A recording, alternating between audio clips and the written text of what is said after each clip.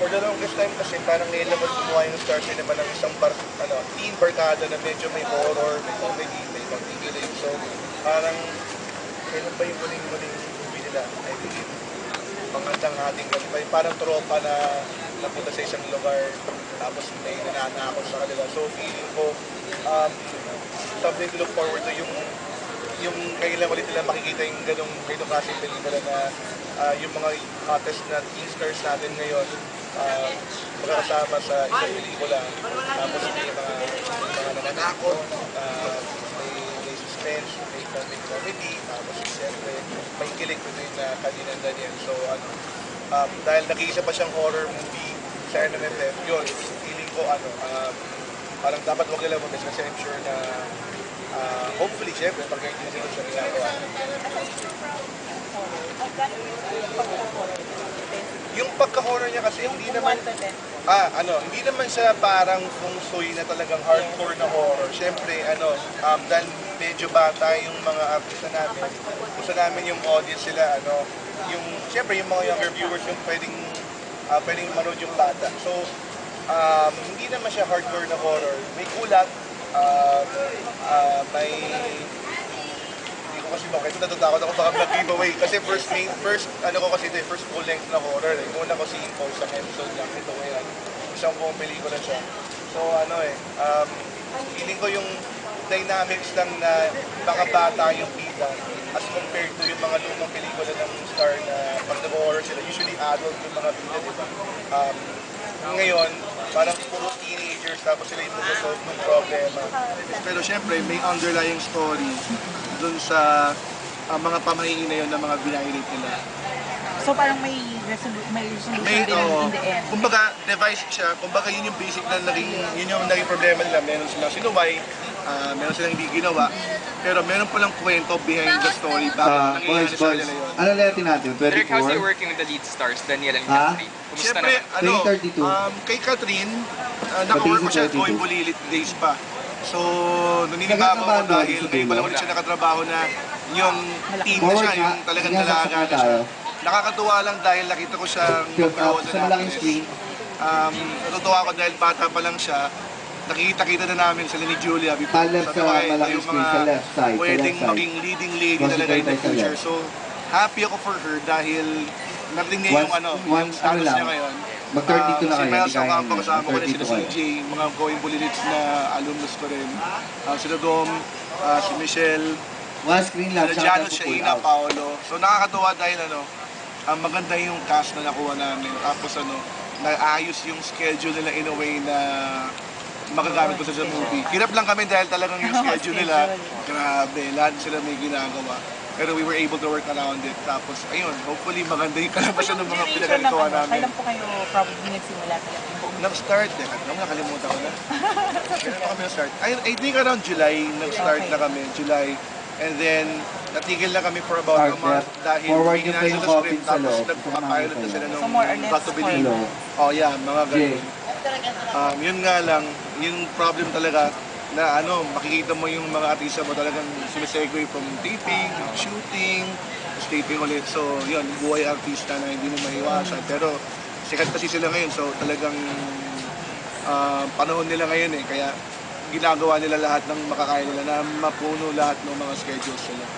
Direk, since this is MMFF, is there a pressure in your part? Or are you like comfortable ka, relax ka lang kasi Katniel movie siya?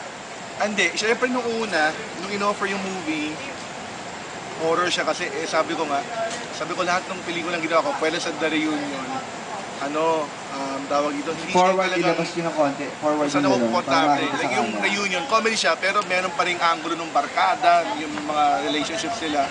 Parang, ako kasi, sabi ko, gusto ko lang gumawa ng isang project na talagang all out, katarantaduwa lang talaga, kalokohan. Kasi doon ako at home. So nung in-offer to, binasa ko, apprehensive talaga ako dahil sabi ko, nako, horror. Although nagawa ko namin scene ko, first time kong gagawa ng isang full-length na movie na horror siya. Ang hirap sa horror, unlike comedy, alam ko kasi yung gauge ko pag comedy, mabasa mo lang natatawa ka na Yung horror kasi, shoot ko siya, hindi ko alam kung nakakatakot siya hanggat may makita akong ibang manonood na makita yung ginawa ko. Kasi pag horror, di ba, pag alam mo yung, halimbawa ako, sinut ko itong eksena to ng horror scene, alam ko kasi ako yung nag-mount hindi ko alam kung, naku, nakakatakot kaya ito pag napanood ng ibang viewers, yun. So doon ako kinakabahan, yun yung malaking kaba ko. So, kaya thankful ako dahil pag pinipreview naman ng management, okay naman sa kanila. Parang Hindi. enough na Mga sa okay kanila yung naman. scare, yung pacing lang siguro yung aalalayan namin para tight siya. Kasi syempre, ang problema sa horror, marami kang explanation. Eh. So, doon minsan lumalayla yung movie kapag pak, horror, biglang, i-explain mo kung bakit nangyayari yon. Doon dumadown. So, ang challenge namin talaga, yung pace niya, ma-maintain namin yung pacing niya na maayos na walang dull moment para yung mga tao mag-enjoy lang sila dun sa sinehan. Yung challenge naman, syempre nakakatakot kasi first horror na full length, tapos first MMFF na movie, tapos nakikita lang siyang horror, so sabi ko, Katniel pa siya. So syempre, medyo kampante na ako na may fan base tayo. Tapos nagyan yung mga lapit na mabababa. Pero syempre, at the end of the Nasa day, kanan, para balance eh. yung fans, kailangan mo rin ma-appease mo rin sila na magustuhan nila yung mapanood nila. So, nandun yung horror to, paano malalagyan ng konting kilig yung dalawa, hindi naman siya romance talaga. Paano mo lalagyan ng tawag dito, yung hinahanap ng mga Katniel fans na sila together. So, kahit na yung buong pelikula, halos silang dalawa yung magkasama. Pakiplay yung beat, yung Ang hirap playback. i-balancein yung nananakot ka, tapos bibigyan mo ng konting kilig, bibigyan mo ng konting kalokohan, tapos biglang seryoso na, may drama rin. Yung siya ay na magdayo sa Paolo Avellino na yung siya na lahat ng drama nasa kanila kinamatet. So ang hirap balancein lahat ng elements yun. O hopefully, naman namin, ma-pull off yung challenge na yun. Can you give us po Next, one mag-okay ka scene na, or pakipin. sequence na naaabangan talaga po ng tao? Ito yung sinasabi ni Direk. Sa akin kasi yung mga Sisi Shayna and Paolo, nandun talaga yung heart. Yung heart nung kwento kasi sa kanila tawag ko yung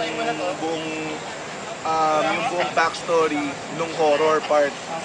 Yung kay Katniel at yung kay Katniel at Daniel, yung andun siya may kilig, sila yung mag-solve ng problem, sila yung sa kanila, sila yung makakala kung dapat frame na frame na maganda. bakit Paano may nabubuto sa kanila, bakit Hindi hindi crazy sila, anong gagawin nila para Sa baba. matigil yung masamang Sa nangyari doon, sa kanila. boys. Kumbaga may Shut mga down na. moments yung bawat Patingin isa. Yung sa finale lalo na. Mag-85 ka na ha, pag hindi natin ako Medyo madugo yung 85 shoot na. sa finale syempre. Pero may mga eksena sila bawat isa sa loob within their stories. Kasi before sila nag-meet, syempre may sariling buhay si Catherine, may sariling barkada si Daniel. So magkaibang-magkaiba yung grupo niya. Syempre medyo rich kin sila Daniel, si Catherine yung siya may ari ng puneraria. Kaya siya yung nagpasimuno nung lamay, siya yung organizer, siya yung nagayos nung sa burol nung sa burol na pinuntahan nila Daniel. So possible practical sana yung pag may nananakot, pag may nangugulat para mas real, mas nakakatakot siya tingnan. Hindi ko masabi kasi kung nakakatakot yung ginawa ko dahil gusto kong viewers yung magsabi. Kasi ako, tinatanong ko lagi, okay ba itong ginawa ko? Okay ba itong ginawa natin?